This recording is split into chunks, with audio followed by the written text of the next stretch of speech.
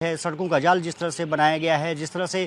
लगातार गृह मंत्रालय वहाँ के युवाओं के साथ बैठक भी करता रहा है, वहाँ उनसे राय मशवरा भी करता रहा है। एक तरफ से देखा जाए तो नो द कश्मीर के नाम से तमाम कवायदें की जाती रही हैं, उसका निश्चित रूप से रिजल्ट है वो पॉजिटिव तरीके से निकल के सामने आ पा रहा है। वहाँ पर सरकार का भी गठन हो गया और जिस तरह से शांतिपूर्ण चुनाव हुए, वोटिंग परसेंटेज जिस तरह से बढ़ा, वो कहीं ना कहीं बताता है कि शांति बहाली की तरफ जिस तरह से कश्मीर आगे बढ़ रहा है। जो वहाँ के घुट निरपेक्ष जो ताकतें हैं, जिस तरह से वो अब पूरी तरह से भारत के साथ आ रही हैं, निश्चित रूप से कहीं ना कहीं ये सुखद संकेत है और आने वाले समय में और भी कवायदें ऐसी की जाएगी जिससे कि जो अलगाववाद की जो जड़ें हैं अब वो पूरी तरह से खत्म हो जाए। ये कहा जा सकता है कि अलगाववाद अब कश्मीर में वो स्थिति नहीं रही है जो 2 दशक पहले हुआ करती थी या 1 दशक पहले हुई थी। निश्चित रूप से 2019 के बाद तस्वीरें बदली हैं और ये तस्वीरें बदलने का ही वजह रही है कि अब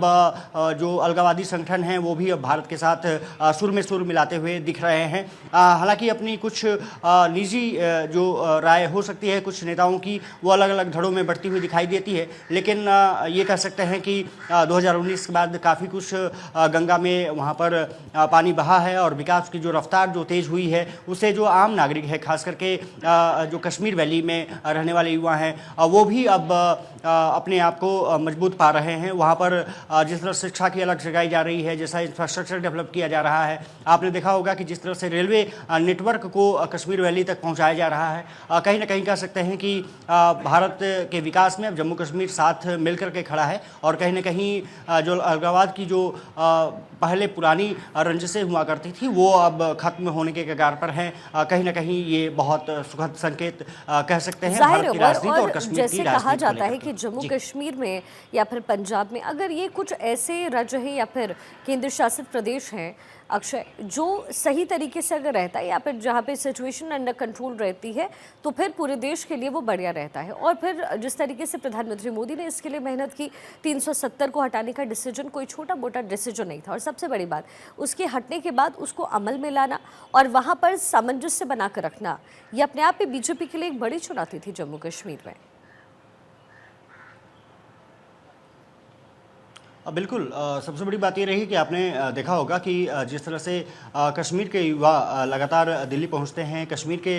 जो खिलाड़ी हैं जिस तरह से प्रदर्शन करते हुए दिखाई देते हैं, हर क्षेत्र में अब कश्मीर के युवा आगे बढ़ रहे हैं। तेज़ गेंदबाजों ने आपने देखा होगा या स्पिनर्स ने भारतीय टीम का प्रतिनिधित्व किया है। यहाँ की तस्वीरें निश्चित रूप से बदलती हुई दिखाई दी हैं और ख़ास करके 2019 के बाद अगर देखें तो लाल चौक जो एक समय आतंक का गढ़ कहा जाता था, वहाँ पर तिरंगे झंडे नहीं फहराए जा सकते थे, वो तस्वीरें बदली और किस तरह से वहाँ पर अब 26 जनवरी का दिन हो, इंडिपेंडेंस डे का दिन हो या त्यौहार हो, जिस तरह से मनाए जाते हैं, कहीं ना कहीं युवाओं में एक संदेश गया है कि सरकार उनके साथ खड़ी है और भारत उनके साथ खड़ा है। जो एक वक्त था जब भारत के नाम से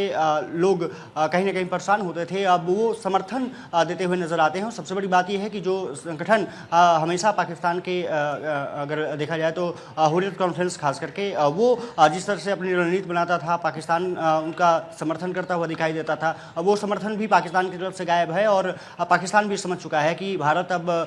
नई दिशा में आगे बढ़ रहा है और कश्मीर की जो